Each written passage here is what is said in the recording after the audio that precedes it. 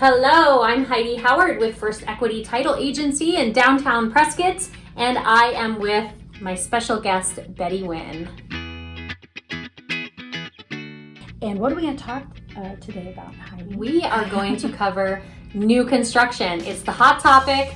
We are running out of inventory in our little area, Yavapai County, and I do see with my two eyes lots and lots of homes going up in subdivisions, lots of new construction going on, and lots of homeowners buyers are out there looking and finding it more economical for them to purchase new construction than a resale. So what do we need to know about new construction? Well, Heidi's exactly right about that. Our inventory is quite low on resale, and when that happens, then the new construction really zooms. So it's great. We have a lot of great subdivisions out there right now, and some great builders. So it's exciting. But how does the realtor make money on that? Right? So that's what we're going to talk about. What I like to tell my students as they're in class, take a Sunday, don't study, throw the family in the car, and go out and look at all the subdivisions. Okay. And when you go in, just tell them you're in class with Betty Winn, and they won't bug you, because they bug you, And go in and take a look and see what you're going to be showing your buyers. Now, they all have rules, these subdivisions. You have to sign your clients in the first time they come through. So that's why it's important. And you, as in the agent. The realtor. Okay. Yes, the real estate. So if they're not with you, or if you're not with them, you're not going to get paid. So it's a training opportunity for you and your buyers. You have to actually sign them in, and you register your buyers with each subdivision, and some of them have to be renewed. Some of them, yeah. So is that disclosed when they first register? Yes. Okay. Mm-hmm. So once you register them, then you never have to go with them to the subdivision again. Okay. But that would be very short-sighted, because you have to remember, the salespeople, whether they're licensed or just they're working for the subdivider or the developer, they represent that developer.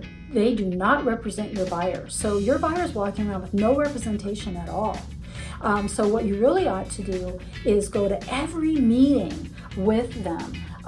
They're going to kind of act almost in a way, imply that they're trying to help the buyer, but they're really there just for the seller, and in this case the seller is the developer. So you really want to be careful about that. What I used to do in Fountain Hills, that's where I started my real estate career, is I would show the buyers all the resale that was available in their price range or met their criteria, and then from there, and we would tell them this is the plan, and then I'd take them out to every subdivision and get them registered. Wow, that's a long day. Well, you know what though? That wasn't that much. It was small. Okay. Oh, okay. But here, you might do that over a couple of days, because you've got, buyers say things like this. Well, yeah, I only want to live in Prescott.